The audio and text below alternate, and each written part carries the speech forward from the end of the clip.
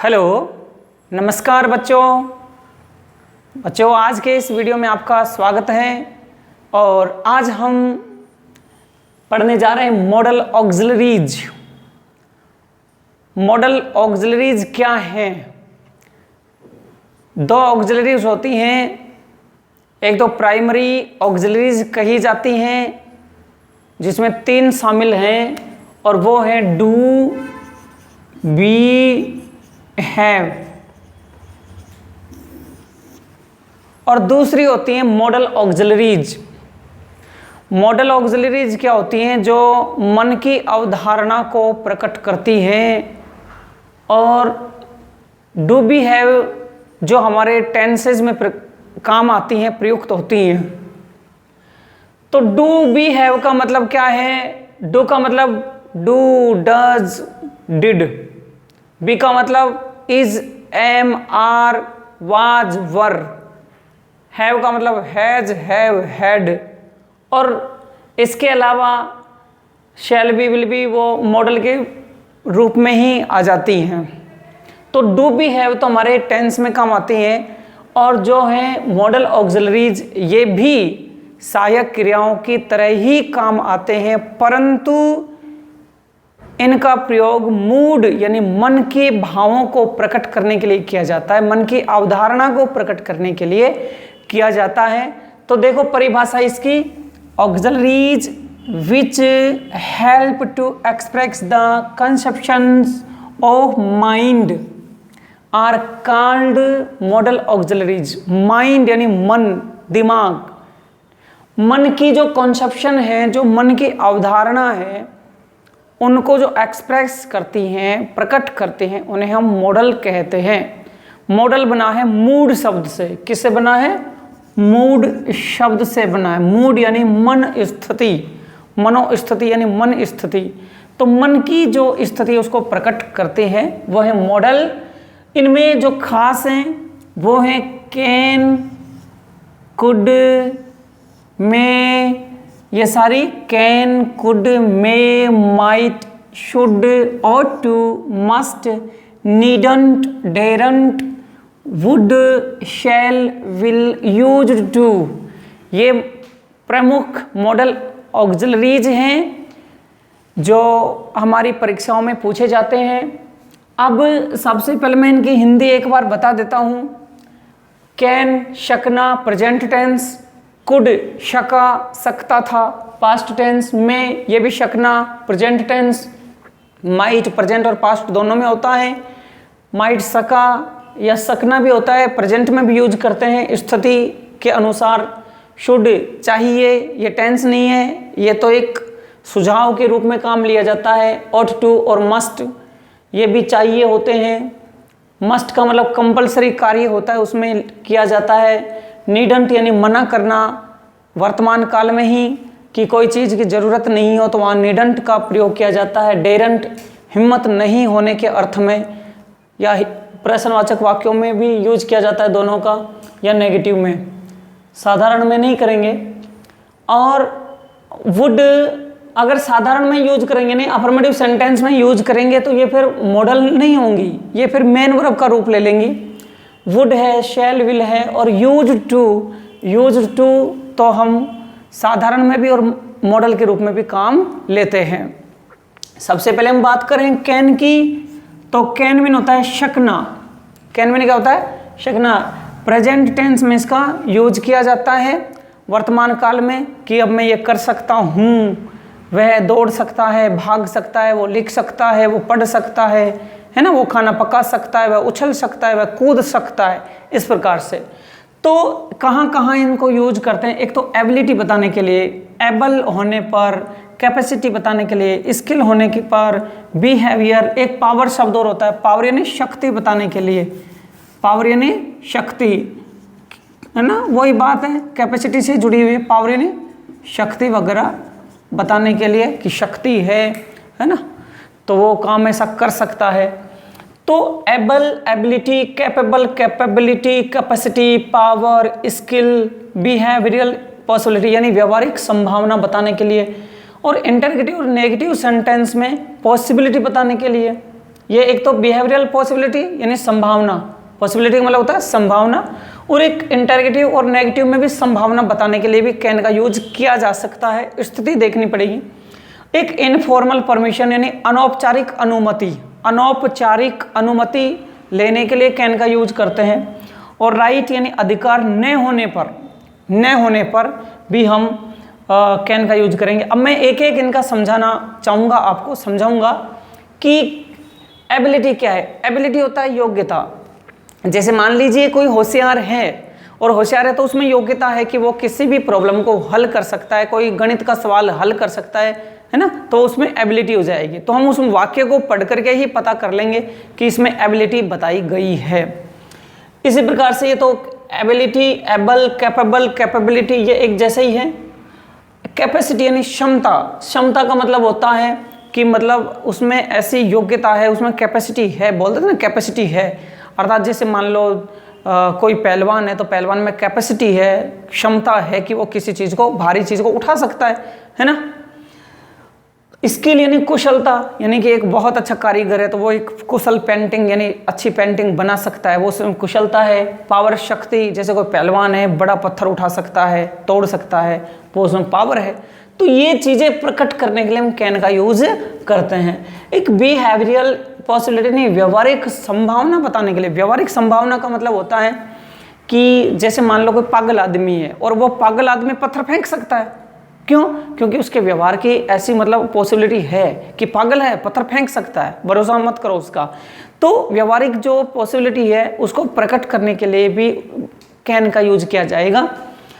एक इंटरगेटिव और नेगेटिव वाक्य में पॉसिबिलिटी, कई बार कहते हैं ना ये बात सत्य है? ये बात असत्य है, how can be, I can believe it, मैं इस पर कैसे विश्वास कर सकता हूं। तो ये इंटरगेटिव सेंटेंस में। इनफॉर्मल परमिशन, इनफॉर्मल परमिशन का मतलब होता है अनौपचारिक अनुमति। देखो अनुमति 3 प्रकार की होंगी, मैं आपको और भी समझाऊंगा आगे, मैं वैसे समझा रहा हूँ। एक अनुमति होती है जो अपने मित्र, अपने रिश्तेदार, मम्मी पापा से लें, वो तो इनफॉर्मल परमिशन हो गई। एक अनुमति जो टीचर वगैरह से या किसी अधिकारी से लेते हैं वो फॉर्मल होगी, फॉर्मेलिटी पूरी कर रहे हैं वहाँ, है ना। तो इनफॉर्मल अनुमति जो अपने किससे ले रहे हैं, मित्र से, मम्मी पापा से, सगे संबंधियों से, तो वहाँ यदि हम परमिशन ले रहे हैं तो वहाँ कैन का यूज करेंगे। जैसे मान लो एक बच्चा है, मैं उससे कहूँ कि मैं आपका पेन यूज कर सकता हूँ क्या, can I use your pen please, can I use your pen please, तो वहाँ इनफॉर्मल परमिशन है। अगर मेरा मित्र है या रिश्तेदार है, माता पिता हैं, तो उनसे यदि हम परमिशन ले रहे हैं तो कैन का प्रयोग करेंगे। और यदि हम किसी अधिकारी से या टीचर वगैरह से परमिशन लेते हैं तो मे का प्रयोग करेंगे। कहते हो ना मे आई कम इन सर, है ना, ऐसे। तो वो अधिकारी या टीचर वगैरह हो तो वहाँ मे का प्रयोग करेंगे, वो फॉर्मल परमिशन हो जाती है। और रिश्तेदार वगैरह से परमिशन लेते हैं तो इनफॉर्मल परमिशन होती है। एक उधर डरते डरते परमिशन लेना, झिझकते हुए, वहाँ माइट का प्रयोग करेंगे। ठीक। राइट, अधिकार न होने पर। राइट का मतलब होता है अधिकार, अधिकार न होने पर। जैसे मान लो कई बार बस में सीट रोक लेते हैं और कहते हैं ना ये मेरी सीट है, तुम यहाँ नहीं बैठ सकते, तो ऐसे वाक्यों को अंग्रेजी में कहते हैं this is my seat, you can't sit here. ठीक है ना। तो वो अधिकार नहीं है कि दिस इज माई सीट, ये मेरी सीट है, आपका अधिकार नहीं है कि तुम यहाँ पर बैठोगे, यू कांट सिट हेयर, तो उसका अधिकार नहीं है बैठने का, इसलिए वहाँ कांट का प्रयोग करेंगे अधिकार न होने पर।